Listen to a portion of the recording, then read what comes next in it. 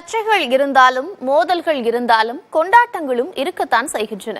நாட்டின் 75வது குடியரசு தினம் நாளை கொண்டாடப்படும் நிலையில் நாடு முழுவதும் அதற்கான ஏற்பாடுகள் தீவிரமாக மேற்கொள்ளப்பட்டு வருகிறது. குடியரசு தின விழாவையொட்டி டெல்லி பலத்த பாதுகாப்பு வளையத்திற்குள் கொண்டுவரப்பட்டுள்ளது.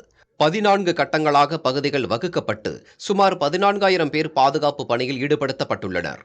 செங்கோட்டை, கர்த்தவ்யா பாதை, விஜய் சவுக், திலக் மார்க், ஜன்பாத், விருந்தினர்கள் அமரும் பகுதி உள்ளிட்ட இடங்களில் அவர்கள் கண்காணிப்பு பணிகளில் ஈடுபட்டுள்ளனர்.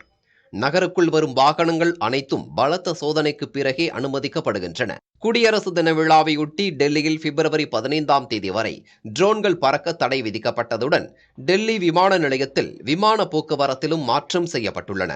குடியரசு தின விழாவில் பங்கேற்க நாடு முழுவதும் உள்ள முக்கிய பிரமுகர்கள், சாதனையாளர்கள் என 77,000 பேருக்கு அழைப்பு விடுக்கப்பட்டுள்ள நிலையில் அவர்களுக்கான வசதிகளும் செய்யப்பட்டுள்ளன. இந்த ஆண்டு குடியரசு தின விழா அணிவகுப்பு முழுவதும் மகளிருக்கு முக்கியத்துவம் அளிக்கும் வகையில் இருக்கும் என தெரிவிக்கப்பட்டுள்ளது. அதே சமயம் குடியரசு தின விழா அணிவகுப்பில் முப்படை வீரர்கள், டெல்லி காவல்துறையினர், பிரான்ஸ் ராணுவ குழுவினர் உள்ளிட்டோர் இடம்பெற்றுள்ளனர். இது தவிர மாநிலங்களின் அலங்கார ஊர்திகள், DRDO வடிவமைத்துள்ள சிறப்பு ராணுவ தளவாடங்களும் காட்சிப்படுத்தப்பட உள்ளது. குடியரசு தின விழாவில் சிறப்பு விருந்தினராக பிரான்ஸ் அதிபர் இமானுவேல் மேக்ரான் பங்கேற்கிறார். ராஜஸ்தான் மாநிலம் ஜெய்ப்பூரில் அவரை பிரதமர் மோடி சந்தித்து பேசுகிறார்.